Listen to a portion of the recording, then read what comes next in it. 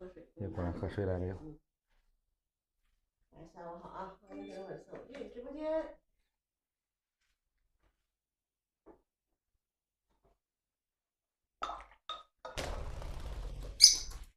欢迎大家啊。哎。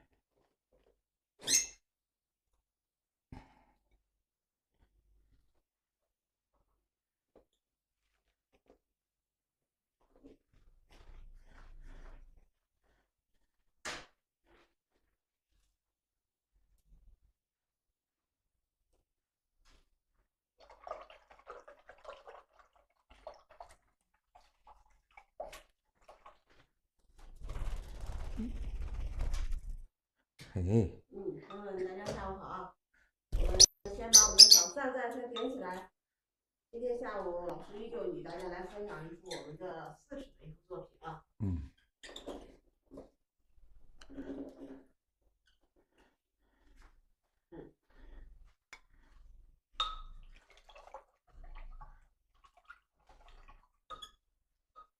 今天老师大概画一个什么构图？简单的请给大家说一下啊。我们今天画一个平远构图的啊。前2天我们一直画的都是说近景、远山、大山那种构图啊。今天画一个比较轻松一点的，我们轻松一点的构图，近景山石，对吧？近景山石。中景我们用一个小的平坡，有建筑，有小村落，有一点远山啊，比较简单的一点构图。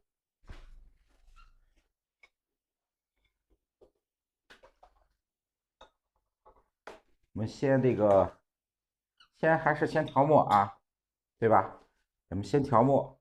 好多同学就是说不知道老师我的墨怎么调，每天每一次啊，我先讲我们怎样调墨。清水，对吧？清水洗了笔以后，笔尖的部分我们调一些稍微重一点的墨，对吧？稍微重一点的墨，多余的水分我们吸一下。有近景的山石，我们开始起笔啊，近景的山石开始起笔，一直强调我们勾山石的3个步骤。先勾什么，对吧？先勾山石轮廓线，你看啊，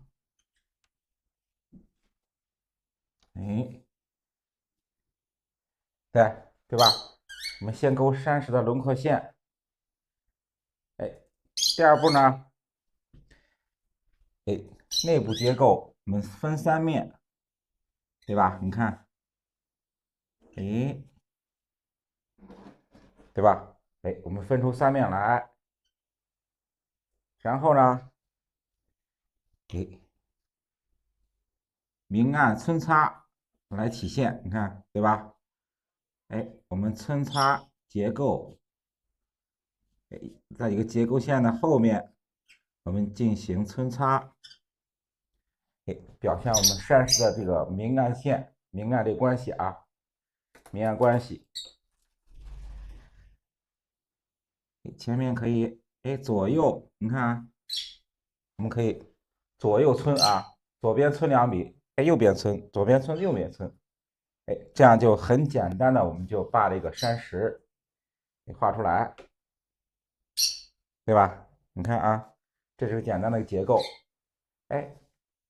几笔我们就勾出来。后面的山石我们还按这个还按这个步骤，1、2、3啊，先勾山石轮廓线，对吧？内部结构啊，山石结构分3面，你看，小的石块，我们也是这样去分出山石的3个块面结构，1、2、3，对吧？然后左右去参差，左边、右边、左边、右边，你看，对吧？小的石块、大的石块，我们都按这个我们1、2、3的这种程序去画，对吧？很简单，我们就把山石的这种立体感，哎，这种结构，哎，很清晰的我们就处理出来。你看，哎，看我们前面的一个大石块、小石块，哎，勾完以后啊，哎，向后，你看啊，我们向后再去勾，还按我们刚才，对对对，不是边勾边皴的，哎，我是啊，你看，我是先把轮廓线勾出来以后，哎，分出这个1、2、3这个结构，这个块面结构以后啊，3个这个块面结构分出来以后，我再去皴，是这样的啊，是这样的。哎，我们熟练的掌握了以后，哎，我们熟练的掌握以后，可以啊，边勾边皴，同时进行，就是勾皴擦，我们可以同时进行。开始的时候，我们不熟练的时候，可以啊，先勾轮廓线，勾完轮廓线以后啊，分出它这个1、2、3前左右，哎，这个块面结构以后，我们再去皴，再去擦。哎，这是我们开始的时候啊，哎，开始的时候。当然，你勾的就是说多练，哎，练的熟练了，我们可以边勾边皴边擦，同时这个3个这个步骤同时进行。哎，你看啊，2个这个石块完成以后，向后啊，我们向后去勾的时候，处理后面的山石结构的时候，我们也按这个啊，哎，1、2、3的结构，我们还去处理啊，还这样去处理。看啊，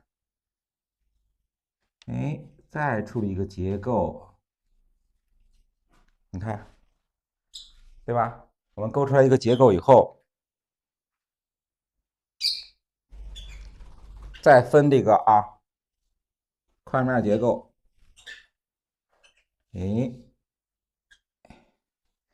左边左右，我们这样去分，哎，分出2个结构，哎，分成2个结构以后啊，我们再左右这样去皴，还是按我们这个左右的结构去皴啊。你看，左边2笔，右边2笔，左边2笔，右边2笔，看，对吧？看我们左右很简单，就分出这个，一个是它本身这个结构，然后前后的关系，哎，前后的关系，我们很自然的就能分出来。哎，这是一个啊，近景的山石，哎，我们勾出来以后啊，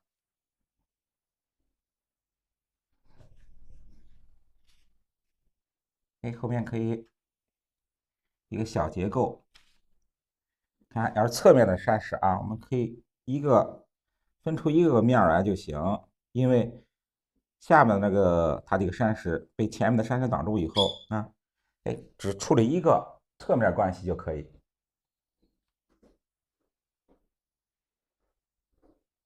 哎，你看啊，左边山石，我们按这样关系，我们处理了以后啊，哎，我们处理一个右边的，看啊，我上右边，哎，我们处理一个小的石块，哎，我们处理小的石块，你看啊，小的石块的时候，也按我们左边这个山石这个1、2、3的那种关系，哎，我们去处理，你看啊，结构，先把轮廓线勾出来，你看，对吧？我们勾出这个轮廓线来，然后里边山石结构左右一分，一分了以后，看1、2、3，对吧？我们的结构1、2、3这个3个块面结构我们分出来，哎，左边皴2笔，右边2笔，左边2笔，右边2笔，你看，对吧？你看，很简单的一个小石块，我们就能在简单的这种用笔的情况下，哎，就能分出它的这个块面结构，然后立体感。那后边我们可以啊，再处理一个结构，哎，左边一笔，右边一笔，你看，又是啊，1、2、3，对吧？我们简单结构分出来，左边存2笔，右边2笔，左边2笔，右边2笔，你看，哎，它这个简单的看，我们简单的区分了这个区分出1、2、3的结构以后，它就删十，在存它的这个情况下，很简单的哎，就能把这个山的这种骨的立体感，哎，能表现出来。这是我们啊画山时候笔墨的技巧，笔墨重要的这个用笔的方法啊。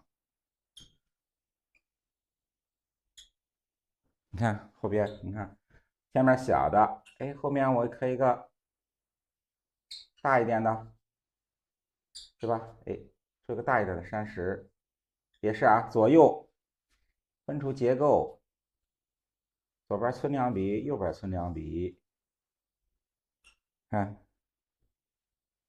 哎，很简单啊，很简单，按我们这个1、2、3的这个，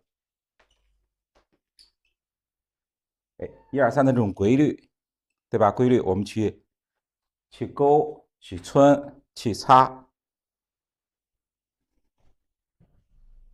哎，就是每一块山石啊，你看我们每一块山石，不管是大的，哎，还是小的，哎，就按我们这1、2、3的，哎，这种规律掌握了以后，对吧？你看掌握了以后，你看小的山石也按这样画，你看对吧？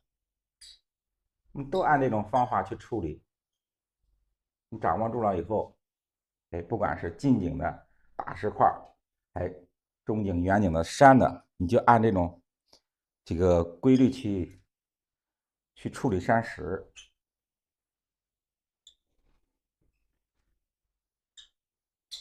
哎，你看小的石块也是啊，简单勾出轮廓线以后，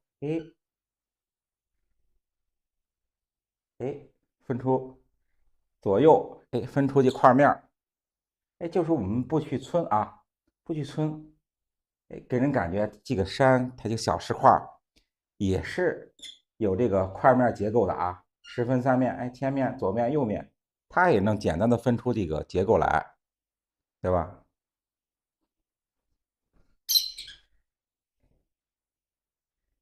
哎，看啊，画完这个我们这2组山石以后，哎，2个山石以后，我们近景可以安排，对吧？我们可以安排一些这个树木啊，我们可以组成一个简单的画面啊，哎，简单的画面，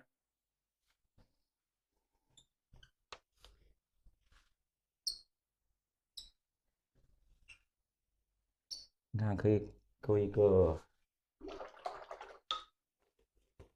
我们可以勾一个简单的，因为我们知道山石啊，在这个画面山石占的比重比较大，哎，我们先把山石部分讲一下，然后我们简单的添加一些树木，添加一些树木，让它对吧？让它组成一个，我们组成一个简单的画面啊。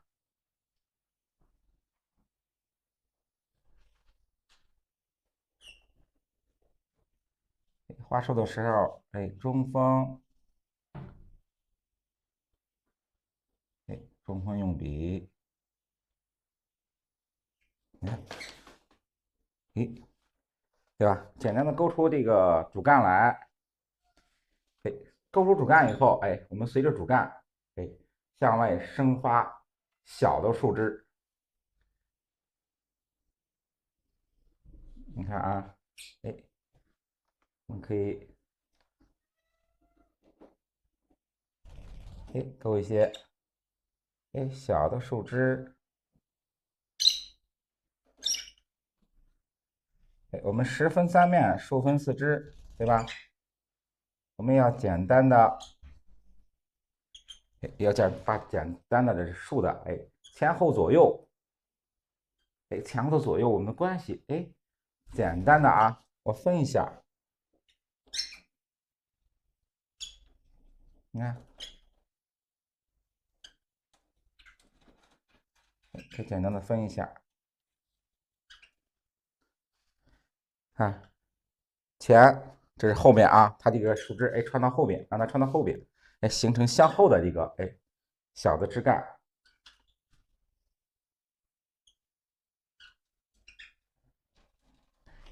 我们前面啊，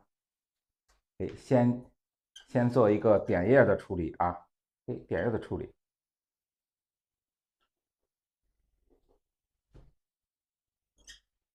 点叶的处理，我们画一个简单的啊，芥子点。点叶的时候啊，由上向下，先点树梢的地方。你看，我们先点树梢的地方。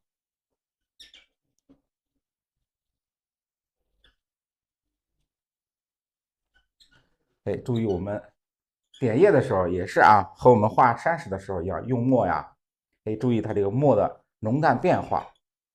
我们大家一定要注意这个浓淡变化。我们这个中国上来说啊，一个是讲究用笔，一个是讲究用墨。我们一定要把这个笔墨这2个关系，这2个技法，一定要熟练的掌握啊。你看啊，这一部分点了一组以后，点第2组，我们每一组也是啊，由上向下，有树梢的地方向下去点啊，它的墨的变化就是由浓到淡。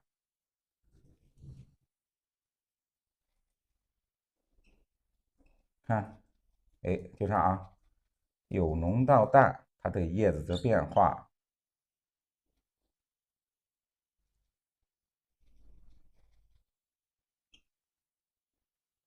你看每一组啊，我们一组一组去处理。你看，这一笔，我们把笔中的墨由浓到淡，正好也是把这个笔中的墨用完。再再重新调墨啊，我们再重新调墨，再画下边这一组。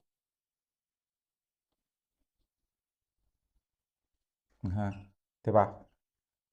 我们每一组要注意它这个，墨的浓淡变化。你看，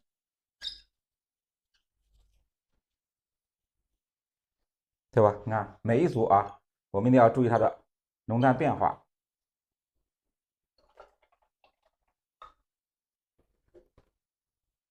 到后边的时候，你看我们要画后边的这个叶子的时候，我们调的墨让它淡一点，让它淡一点。也是从树梢的地方，向树干的地方去画啊。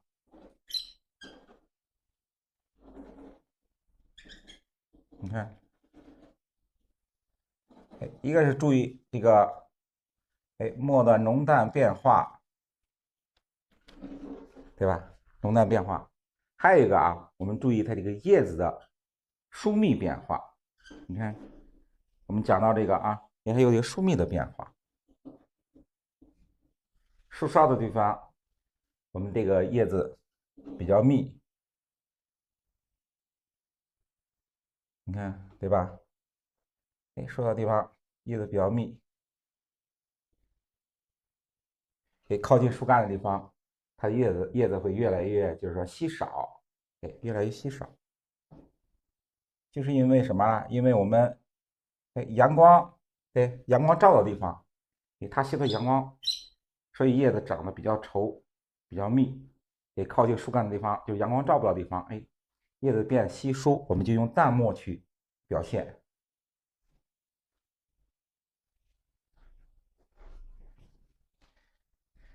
我们前面啊，前面一组点叶子啊，我们后边穿插一个别的树形，我们穿插个别的树形啊。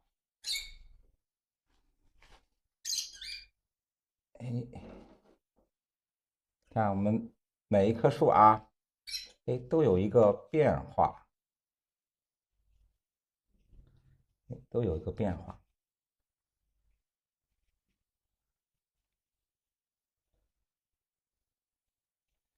看，我们简单的啊，我们简单的勾一颗。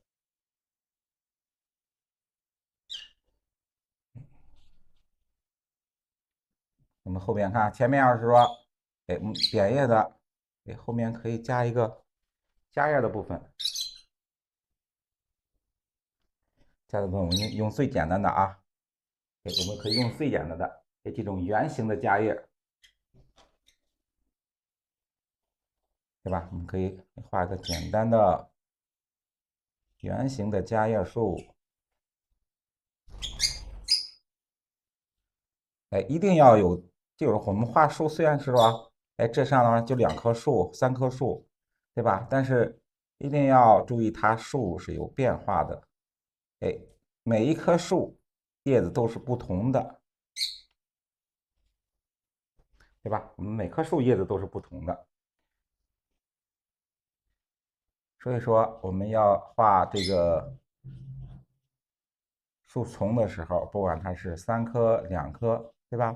我们一定要让树有个变化，加叶儿、点叶儿或者点叶儿、夹叶儿，互相穿插，这样互相穿插，你看，这样互相穿插一下，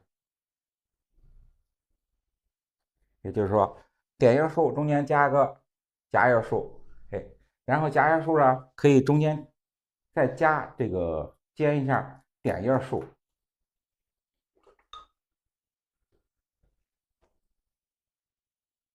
你看，我后边啊，前面一棵我们画的这个芥子点的这种点叶树，后面我们这个加一个这个圆形的这种双钩的夹叶树，后面我们可以衬托一棵啊，衬托一棵点叶的，比较简单的啊，比前面这个点叶树还要简单的啊，我再加一棵，你看啊，这样让它互相穿插变化，你看，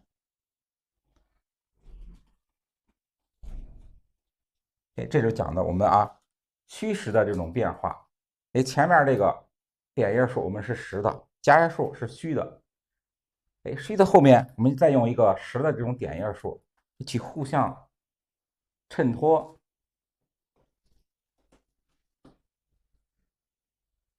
互相衬托。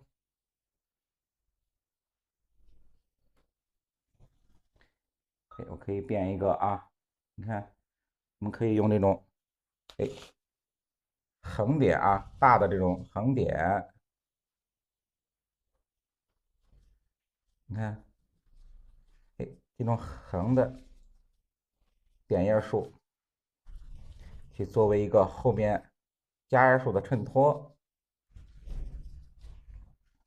看，我们可以这样啊，就是说实虚实，这样去一个层次的变化，给人感觉它这个树也是前后关系啊，纵深的这种层次感，我们需要这样去处理啊。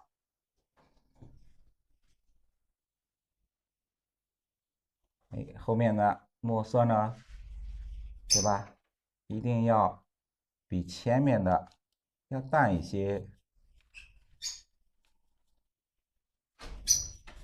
你看，要淡一些。就是啊，我们简单的啊，把前面那个树的部分，这一部分看我们要处理一个静景的平台，哎，静景的平台，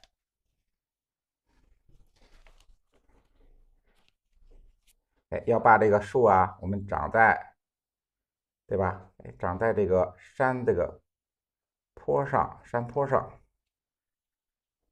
哎，你看啊，中锋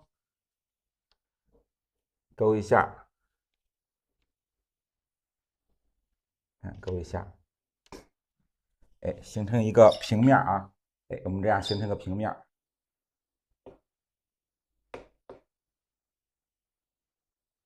形成平面以后啊，看中间，哎，这就是我们一个小溪流，对吧？小河，哎，怎样过去？我怎样上这个山石上面？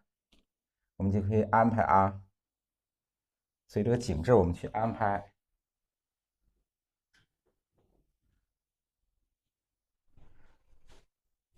啊，我们可以安排一个小的结构，我们可以处理一个点景的，哎，可以画一个哎小桥过来，哎，中锋啊，看我们中锋用笔先勾桥面，哎，我们先勾个桥面，勾完桥面以后，看下边我们安排桥墩，对吧？还有木质的桥墩，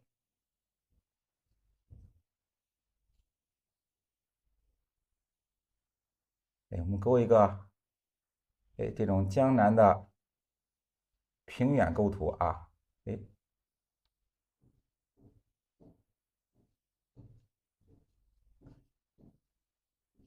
看啊，哎，勾出来以后，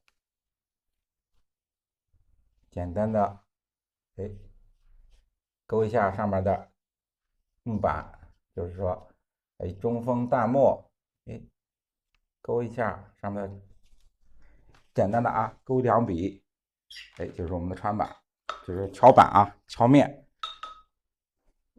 咱们这些桥面什么的，前面都已经讲过了，这些对，点景的啊。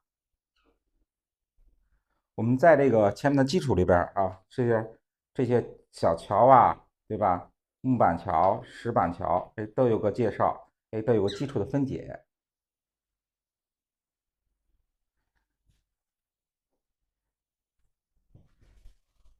看，我们可以啊，哎，安排一些哎小的石块小的石块哎，到右边的时候，你看到右边的时候，哎，我们可以再加一些，你看，哎，我们这样去，比如说就是说我们要交代一下，就是到这时候，哎，我下面是怎么走，对吧？你要交代清楚。我过来以后，哎，这边是有什么？哎，看我们可以用，对吧？用小的这种树木，哎，去遮挡一下，哎，我们藏起来，哎，把这个小路藏起来，哎，我们构图里边，对吧？也有这个啊，对吧？有藏有路，哎，也有这个构图的这种变化啊，不是说我们整个我交代的明明白白的，哎，它有虚有实，有藏有路，是这样的啊。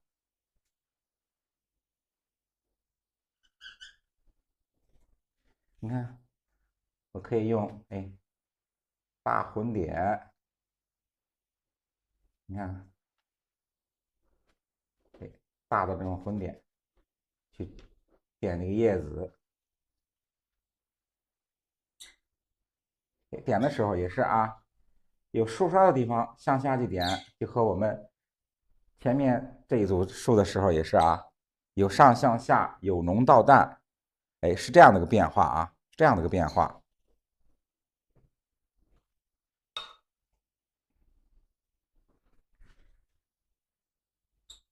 你看浓的地方，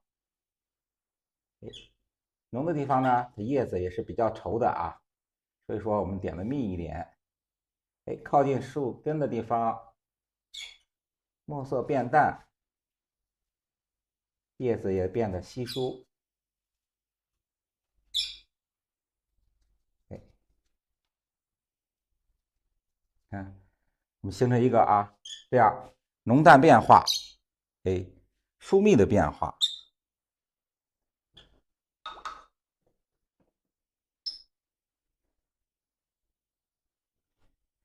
哎，疏密的变化，你看后边过来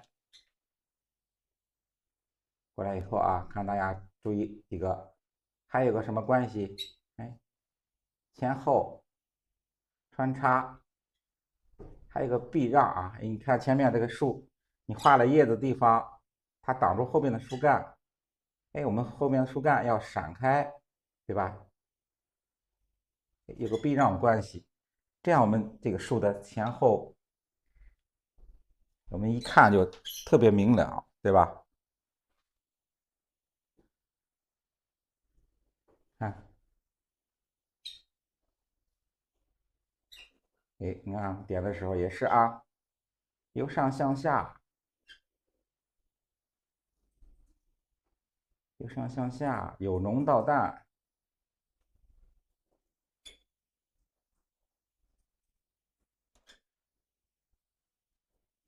哎，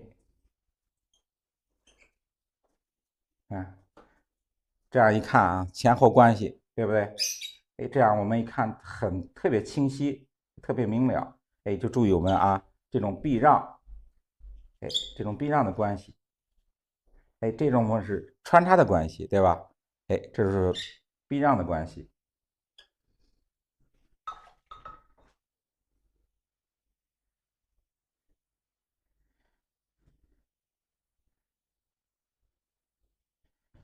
哎，你看小乔过来，你看我们从左向右，小乔过来以后，对吧？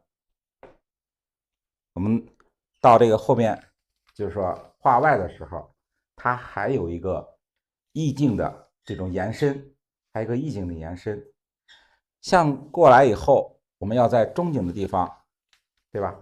要处理一个景致，对吧？一定要看我们左边过来以后，过了这个小溪过来以后，肯定这边要处理一个这个点景的中景的部分。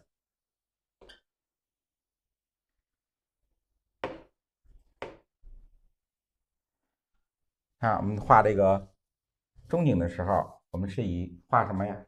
以这种平坡、土坡为主画这种以土坡为主的。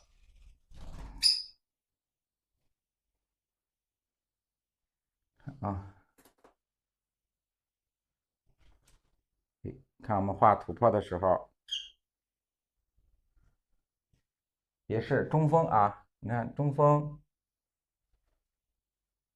简单的勾出一个结构来，这就是个土坡。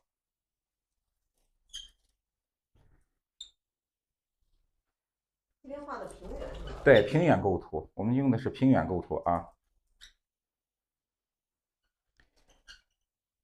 我们构图里边就是说常讲的什么之字形、甲字形、酉字形、虚字形、泽字形这是我们传统的构图方法。我平原用的平原用的基本上都是一种之字形构图用的比较多，之字形构图用的比较多。大体上构图你看我们构图就是山过来以后，向左、向右，哎，再向左过来，是这样的一个构图。这种平原常用的这种构图方法。它靠什么呀？靠我们这个山的还有土坡这种左右交错，去形成一个透视关系，形成一个透视关系是这样的，就是说我们左右这个山坡的这种互相交错，形成一个远近透视关系。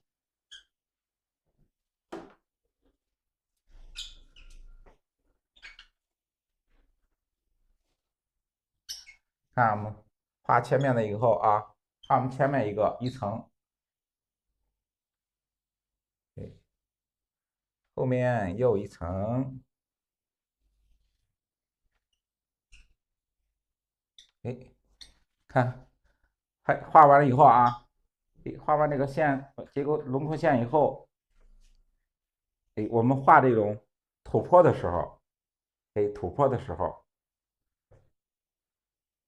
哎，土坡的时候，你看我们画这个里边的结构怎样去画？你看，哎，左边，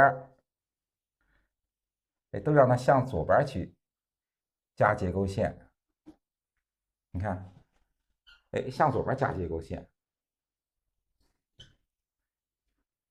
你看这个结构线是向右的，哎，我们向右去加结构线，这样啊。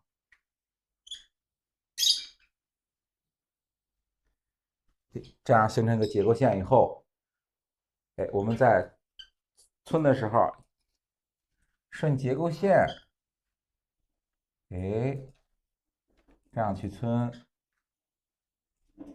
你看，对吧？哎，我们就按我们勾的结构线去皴。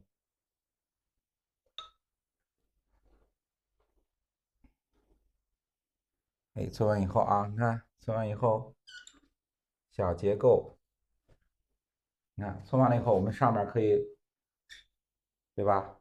安排一些小的树木，哎，你看我们近景的树木勾的比较详细啊。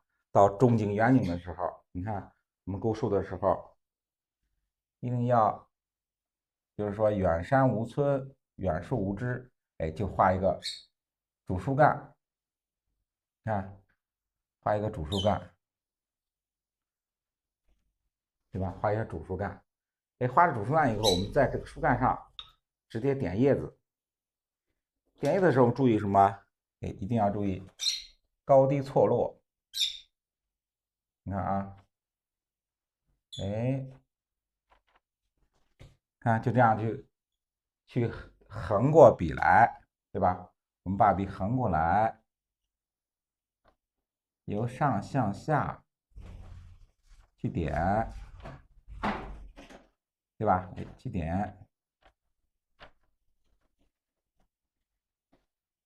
哎，这样去点。我们注意什么？注意就是说这个树的高低错落，哎，一定要注意这个啊，高低错落。哎，有高有低，对吧？你看，就和我们这个就是人一样，有高有低的，对吧？它树也是，树这个也是有变化。我们不是说，你看我们要城市里边马路边的树啊，都是修剪过的，它是齐齐整整的。但是大自然的树，哎，都是有变化的，我们都是有变化的，有高的，有低的，哎，有叶子多的，有叶子少的，对吧？很多变化，哎，很多变化。还有啊，我们画叶子的时候，哎，注意一点，你看啊，我们墨的这种变化，对吧？还有我们注意墨的变化，对，有胖有瘦，对，有胖有瘦，有高有低，有直的，有弯的，各种变化都有。你看，一个是有高有低，有胖有瘦，哎，还有对吧？还有浓有淡，是这样的。对对，是生宣。我们现在用的是40整张的生宣，哎，这样是生宣啊。因为生宣产生的这种墨的变化，哎，是我们熟宣和这个半成熟，哎，它没有的啊。这种墨的这种，你看啊，这种墨的韵味儿，它的水痕，哎，效果比较明显，尤其在生宣上比较明显。哎，我们这个画的时候啊，你看画的时候，一个是用水，一定要控制水在墨中的运用。哎，水在墨中的运用，你水分多，自然产生的这种水墨淋漓的效果，哎，就好就丰富。如果你用水用的少，它的墨就会发干发涩，会产生那种干涩的那种感觉。所以说水在我们这个笔墨中运用的是比较多的。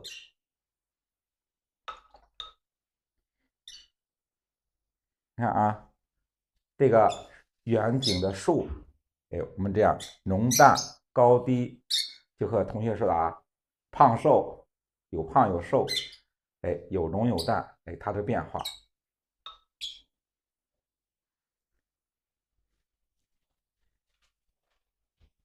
你看啊，有浓的就有淡的。你看，我们就到后面的时候，往后，我们可以有一些淡墨，有些淡墨。你看，就是说啊，你看，我们就是从左边这个山坡过来以后，过小桥，到右边，就是在我们画外啊，就是我们所说的啊，画外有画，画外有画，再过来我们看不到的地方有一个小路延伸，到后边，这是小土坡，不是半竖索啊，是生宣，不是半竖宣，我用的是生宣啊，生宣。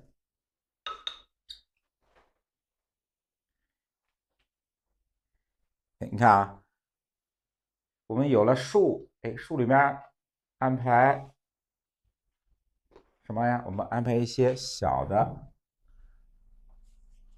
房屋，因为在中景的地方又有树掩盖，我们不用画这下面特别详细的，只画这个房顶，对吧？我们只把房顶画出来，横竖这样侧着画出来，你看就这样，只画房顶表现一下就可以。它因为是掩映在这个树丛中，比较含蓄的，我们表现一下。我们中国画啊，讲究是比较含蓄的，有藏有露，不是说就和那个我们画西画一样啊，画什么就是表现的特别明显。我们中国画呢，表现的比较含蓄一点，就是说藏一点，藏一点。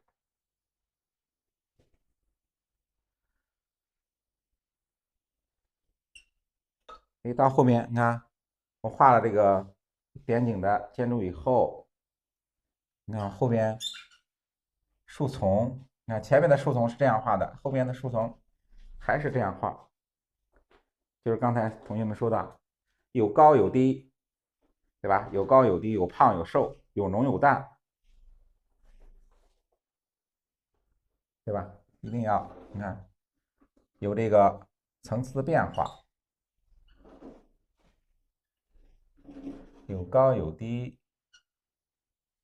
对吧？有高有低，有胖有瘦。我们先把树干画出来，看，先把树干画出来，然后呢，我们再点叶子，点的时候也是，对吧？有高有低，有高有低，有胖有瘦，有胖有瘦，有浓有淡，这个墨的变化也是啊，有浓有淡，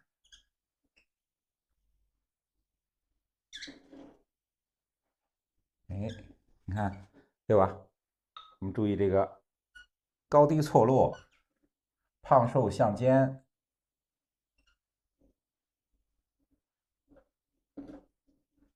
你看，把这个小村庄、小村落，掩映在这个树丛中，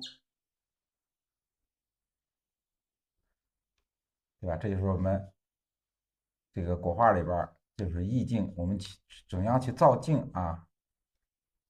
怎样去造境？就是说安排哎，我怎样去安排画面？这样，哎，把这个小的村落掩映在这个树丛中。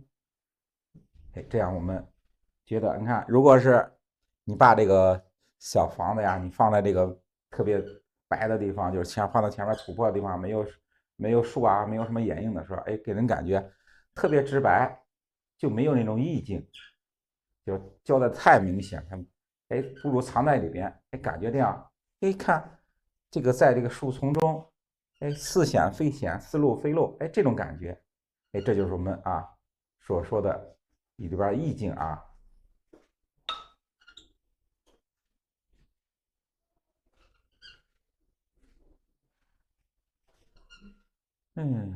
升仙起稿吧。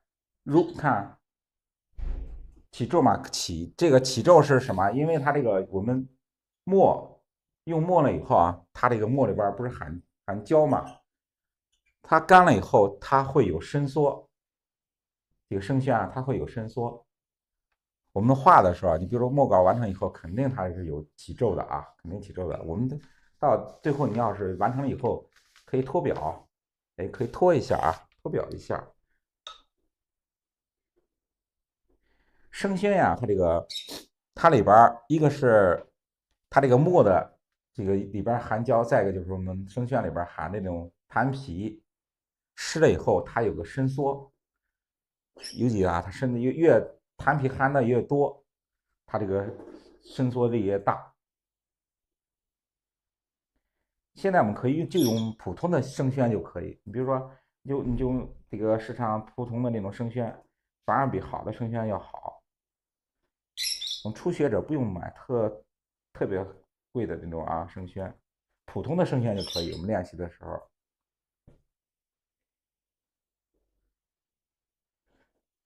给房子上面小烟筒冒烟可以。哎，因为你看因为我们画的这种平远的这种构图的话，他们不是说大山里边它有那个大山作为陪衬，哎，你可以画个烟筒哎，冒着烟你看我们画平远的这种，都是说江南的这种水乡，哎，江南水乡，它就是什么一个山比较小，哎，以河流比较多。你如果画这个小烟筒冒烟的话，哎，它没有作为一个衬托的背景。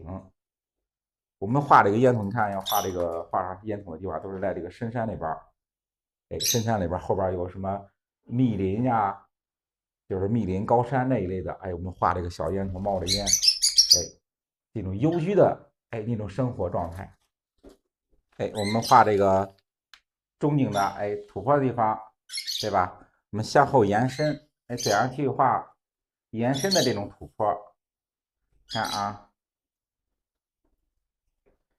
哎，用淡墨中锋，你看可以向后去延伸，看对吧？我们淡墨去延伸一下，感觉它这个土坡，它是一层一层向后递进的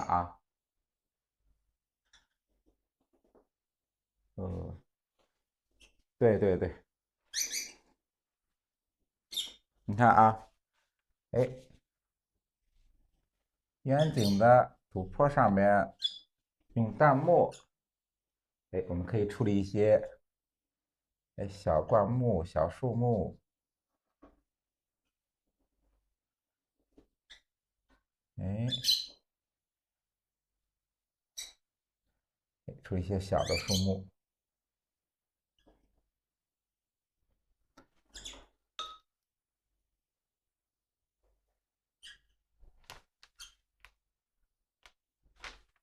对，你看我们前面你看，我们可以按这个结构，对吧？按这个结构，你前面可以多一层，对吧？你看你前面可以多一层，多一层的时候，你看我们皴的时候也按我们后面的一个结构，对吧？哎，这样结构我们去村，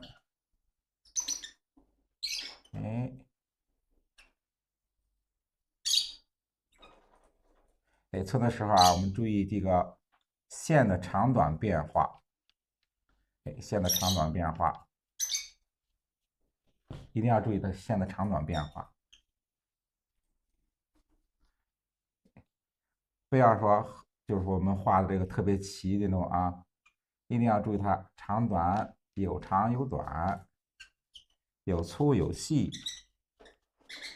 对吧？一定要注意这个变化啊，有长有短，有粗有细，这个变化。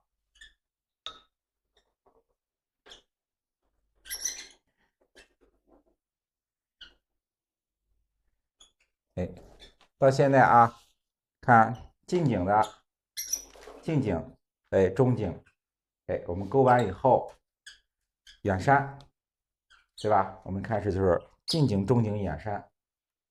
远山我们怎么去勾啊？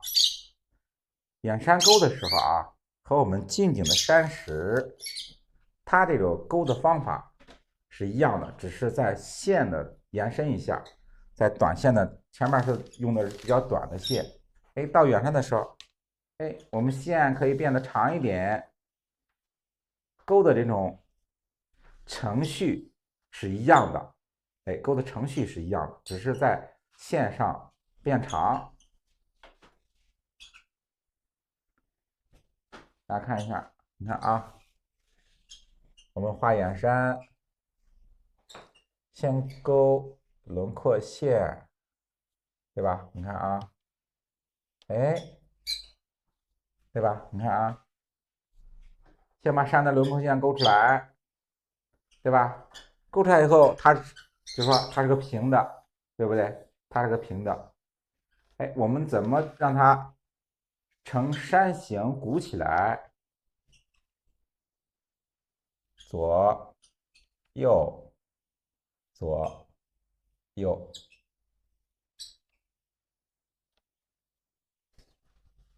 看对不对？左右分出来，分出来一个结构来，这是我们说的啊，十分三面。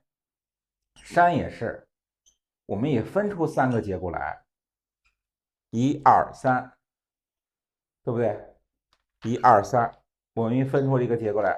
你看前面山石也是啊，一二三，我们分出结构来。山呢，我们也按这个结构我们去分，一样，也能就是说也能把我们这个山的这种立体感、这种层次感，我们也能画出来。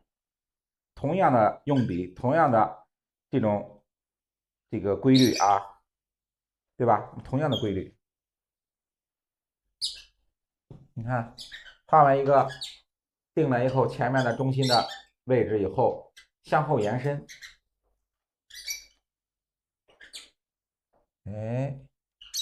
向后延伸，这是一层，对吧？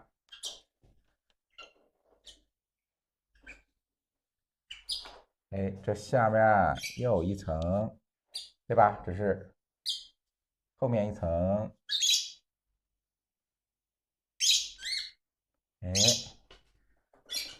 对吧？你看啊，形成的这个鼓起来这一部分，就是我们说的山脉起级的地方，就是山脊，就是我们说的啊，房屋的那种起级的部分，山脉起级的部分，这就是主要表现山走向的这个重要表现啊，重要表现。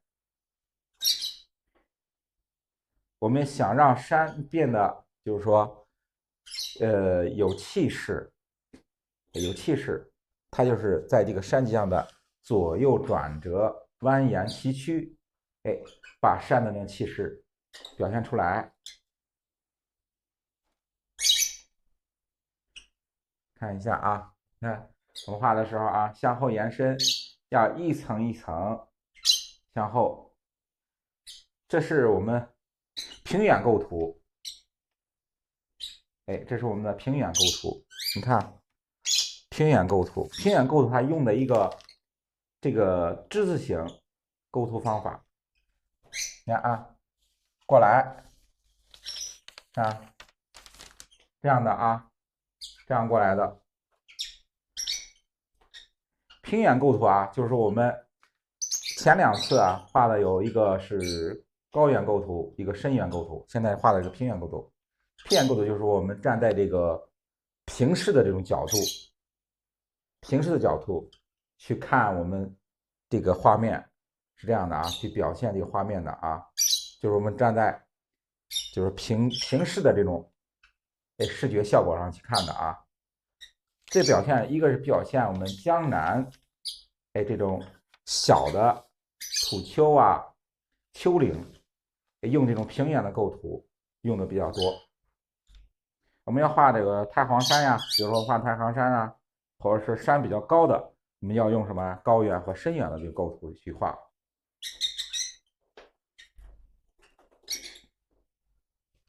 看画完了以后啊，简单结构由前向后啊，层层递进。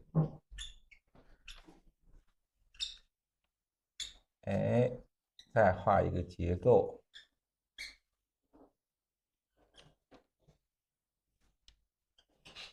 你看，对吧？它这种平远构图啊，都是比较圆润的山峦，也就是山丘，比较不是那种高山啊，不是那种高山，都是比较平的、比较矮的那种山形。勾完这个轮廓线以后，下面啊，我们就皴的时候，你看前面我们用的皴比较线比较短，后面呢，我们皴的时候啊，把线变长，沿着结构线向下，对吧？一定要注意我们这个轮廓线的这种走向，结构线的走向，我们去皴啊，对吧？我们去皴。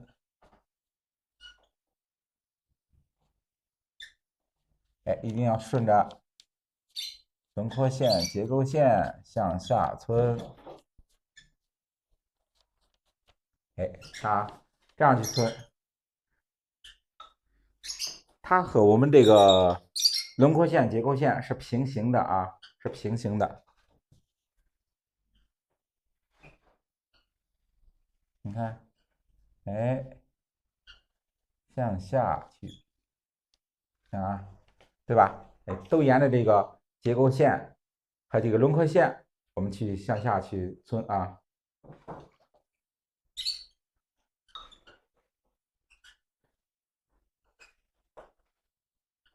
你看啊，向下去皴。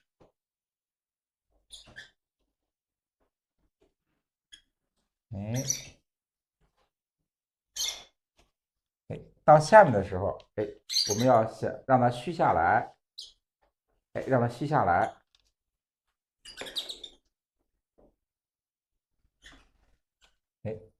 这样虚下来，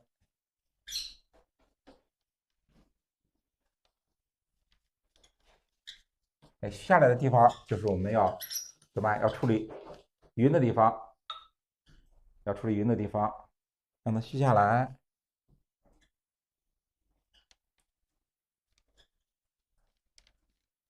你看，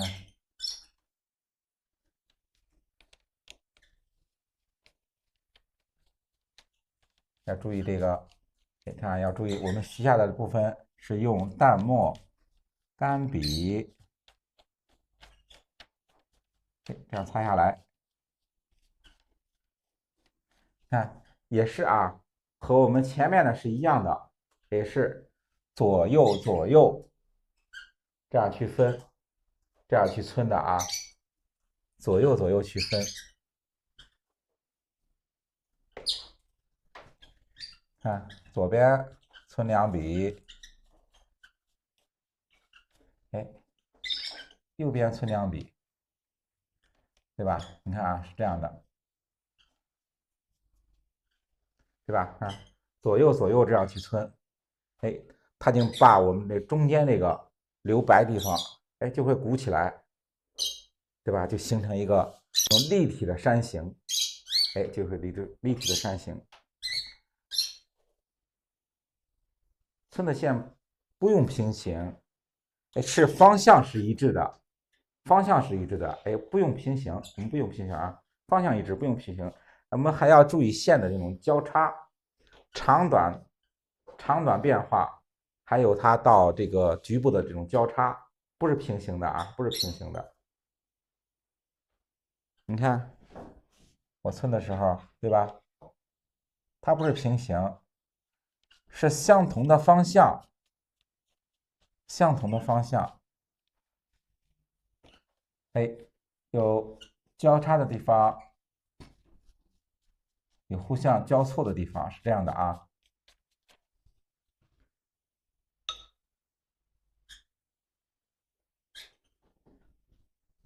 可以看到上面有小的结构，哎，有大结构，有小结构，也一定要注意这个啊。我们要注意有大小结构的变化。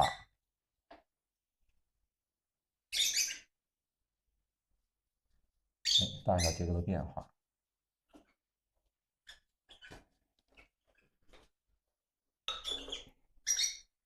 哎，你看山上来以后，对吧？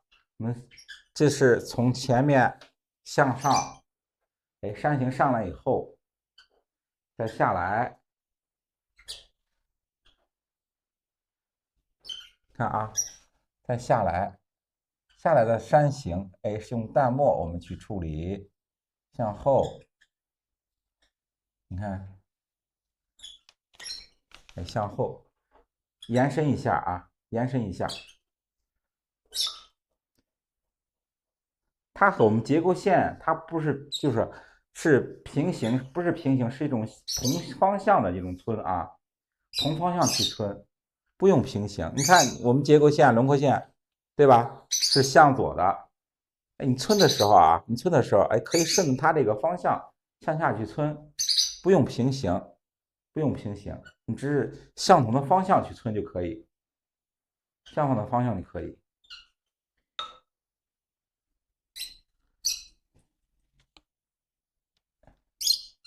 哎，远山上，对吧？我们可以安排一些小的树木，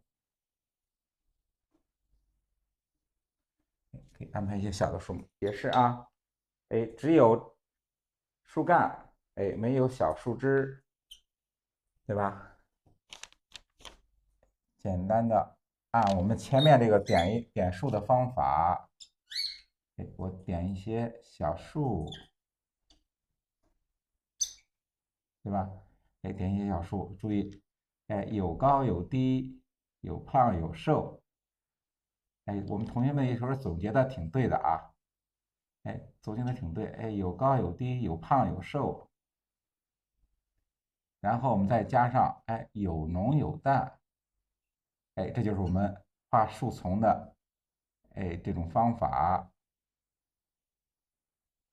你看，有高有低，有胖有瘦，有浓有淡，对吧？你看，哎，它这个形成一个错落有致的，哎，这个变化啊，哎，错落的变化，哎，你看，对吧？哎，有高有低，点的时候啊，哎，注意它这个哎浓淡墨的变化，哎，就是我们山上哎小的这种树林，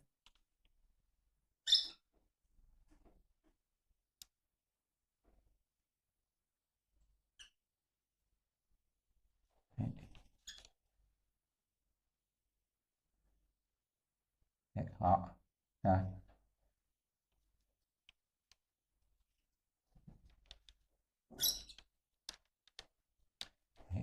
哎，形成一个哎山上山坡下边哎形成一个小的这种树丛，哎，前面是有重墨的地方，我们可以后边有点淡墨的，哎，出一些淡墨，哎，形成一个哎前后层林啊，前后的树丛，你看一层层的哎树丛关系，对吧？这样就可以啊，这样就可以。这个有同学不是说就是山石的结构，哎，山石结构不明白的话啊，我们再做一个山石结构的这种讲解。等一下啊，我们这个墨稿稍微晾一下，晾一下，然后我们才能上色。要等它干了以后啊，这个时间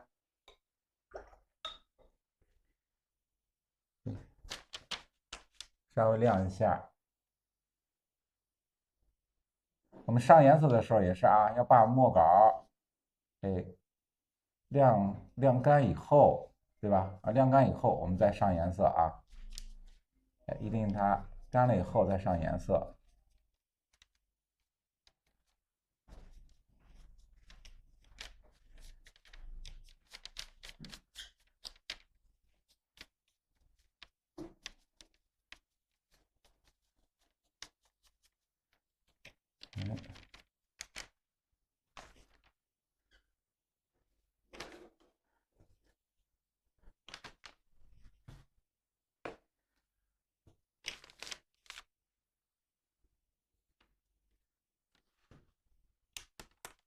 我们可以把这个村的地方，哎，淡墨，哎，加一下，稍微加一下。看我们山石，对吧？哎，我们勾的时候啊，对吧？我们线是山石的这种骨，哎，这种骨，然后村塌呢，哎，是山石的这个筋，哎，就是说有骨有筋有肉啊。嗯，稍微染一下淡墨就可以啊。淡墨。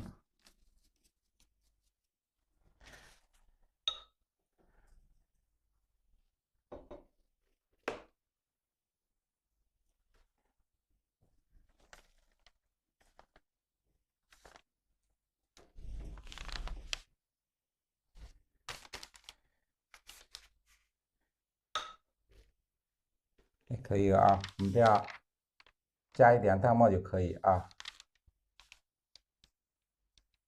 哎，我们上颜色的时候啊，这个淡墨加的不要太多，不要加的太多，哎，一定要少加一点就可以。你看，如果是水墨的话啊，如果说我们水墨画，可以加一些，多加一些淡墨，哎，直接用墨把这个春夏秋冬啊这种哎感觉，哎，你用淡墨染出来。我们上颜色的时候啊，淡墨一定要少一点，不要染的太多。如果上的太多的话啊，你上颜色的时候容易发什么？发暗、发灰啊，容易是这样的啊。所以说，我们上颜色之前一定要控制墨不要上的太多。哎，是这样的啊。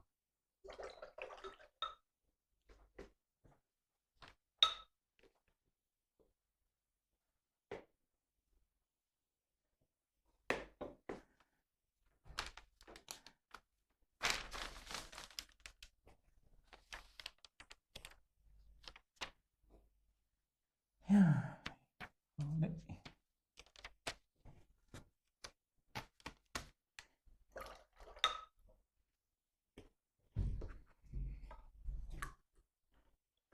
远山无村啊，朋友们，刚才老师讲的是远山无村，远树无知。对，大家也可以打在公屏上啊，这也是我们画画里面的一个技法，一个技巧啊。远山无村，远树无知。就是我们画远山的时候啊，画远的时候，到远处你看不见它山的这种详细的哎这种脉络呀，这种纹理，哎，只画一个，我们只把它这个大概结构我们勾出来就可以。远处也是啊，到远处的时候，只能看见树形，对吧？你不是近景的时候，你近景的时候看的比较详细。哎，对，远山无村，远树无枝。对，你看啊，它就是说到近景的时候，你能看得清楚啊，有枝干，有大枝干、主干、小枝，对吧？小的树枝它都有个详细，能看得比较清晰。哎，到我们中景啊、远景啊，你只是看到树的大概，它就不会有这个你看不清这里边小的树枝，只看到里边哎就大的树形就可以，是这样的啊。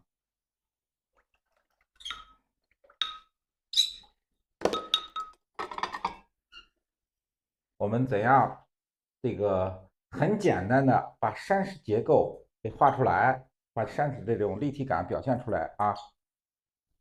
看看啊，第一步啊，第一步，我们先勾山石的轮廓线，看啊，山石轮廓线，中锋，对吧？你看啊，哎，先把山石的这个哎外轮廓线，哎，我们勾出来，对吧？勾出来以后，我们怎样把这个它这个结构分出来？就是我们十分三面，哎，你看啊，一笔向左，一笔向右，你看对吧？一笔向左，一笔向右，哎，很简单，我就把这个山的，你看啊，我们说的常说十分三面，对吧？我们常说的啊，十分三面，就是说我们分的啊，一、二、三，对吧？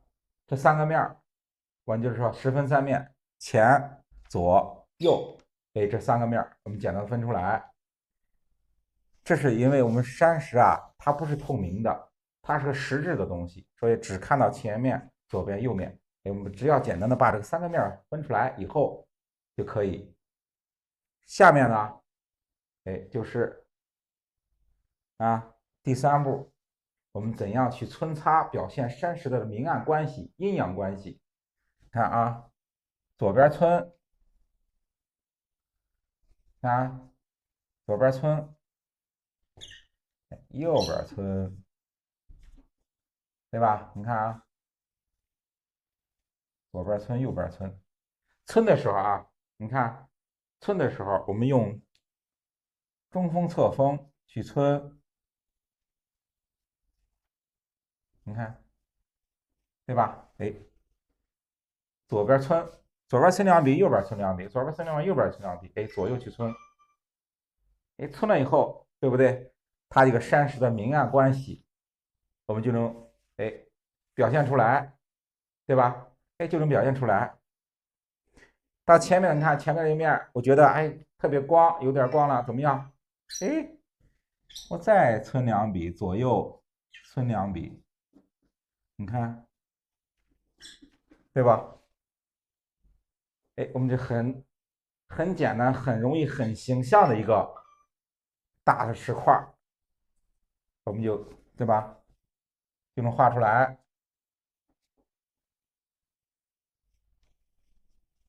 对吧？你看，很简单就能画出来，对吧？看啊，我们记住啊，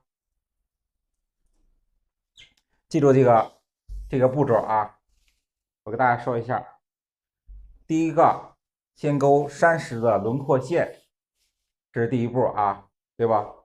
先勾山石的轮廓线，这是第一步，轮廓线。然后呢，对吧？内部结构分三面，对吧？它这个内部的结构把它分成三个结构，三个块面啊，就是我们十分三面。哎，我们分成三个关系，内部结构分三面，对吧？这是第二个啊。我们这个分出三个块面以后，哎，第三个明暗皴擦，对吧？来表现，哎，明暗这个明暗的关系用这个皴擦，你看，皴擦的地方是暗的，留白的地方，对吧？就是亮的。哎，就说了啊，这个明暗皴擦来表现，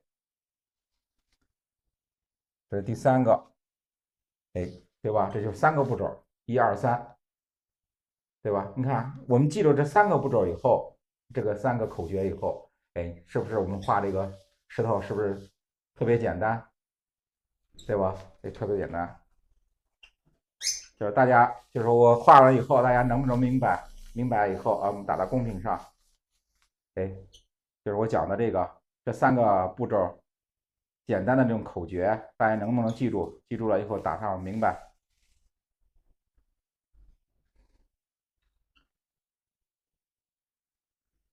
对，老师刚才给对大家去讲的啊，怎样去画结构，明对白了可以扣个明对白。，大家可以明白，我再给大家去讲一讲。对，大家可以扣个明白，就是说我老师讲的我明白了，讲的特别简单，特别明白。哎，这个时候老师也算是说给大家做了这个示范，对吧？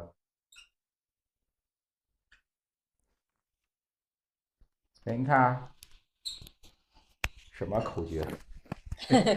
再给大家念一遍。我再给大家念一遍啊，大家来记一下啊，很简单啊，很简单的一个步骤啊。先勾，看啊，我再给大家画一个啊，先勾山石轮廓线，你看对吧？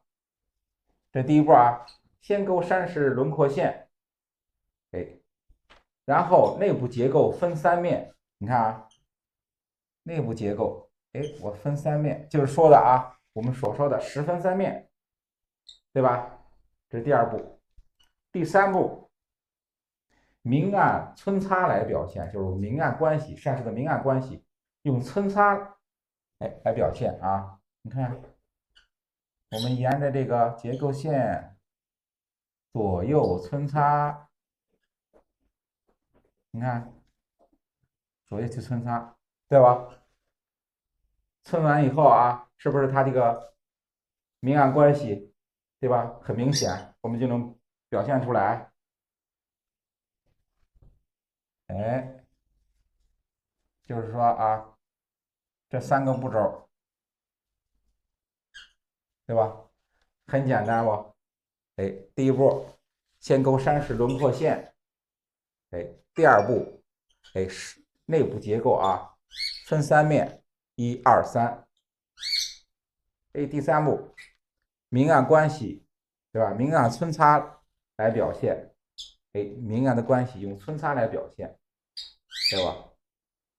所以说，我们第4个就是山石技法很简单，对吧？这个山石技法很简单，掌握的是3个步骤以后，对吧？我们画山石很简单。如果你看我们画山石是这样，画山呢，你看我们画个山形，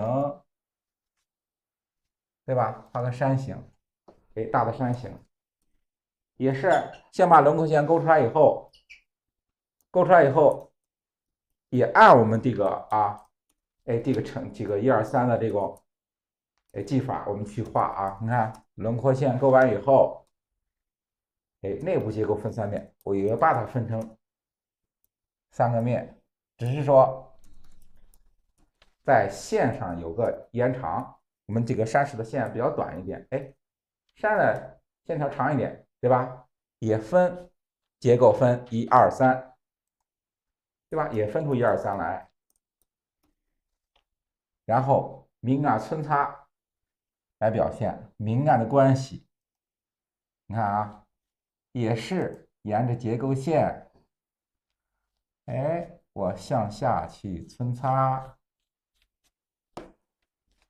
对吧？你看，哎，这就是我们画的山，是不是也是这个按我们的口诀去画？是不是也能把这个山的这种形状啊，这种关系，我们也能表现出来，对不对？哎，后边也是画一个结构，哎，画出3个块面儿，皴擦，你看对不对？哎，这就是我们山的山形也按我们这个口诀去画，哎，去表现，是同样一样的啊，是同样的一个1、2、3的这种技法，哎，这种这个程序我们去画是一样的啊。对，我们可以可以用淡墨，到最后我们可以用淡墨去皴擦。你比如说我们这个山石的部分完成以后，哎，你可以用淡墨。淡墨只是作为一个渲染，它只是加深一个明暗关系，加上我们山的这个明暗关系，是这样的啊。因为有了基础的这个皴擦，它把这个山的明暗关系已经交代的很清楚。哎，我们淡墨皴擦只是一个加深一下这个山石的纹理和它的明暗关系，是这样的啊。哎，只是加深一下这个明暗关系。你看，我们用淡墨，你去再染一下的话啊，你看染一下山石的话，对吧？哎，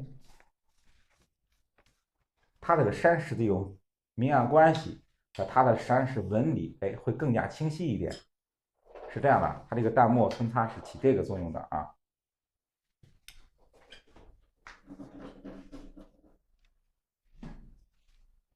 哎，刚才说的这个口诀，大家能不能记住？哎，能记住，大家扣一分记住。哎，能不能都记住这种我刚才讲的这种口诀？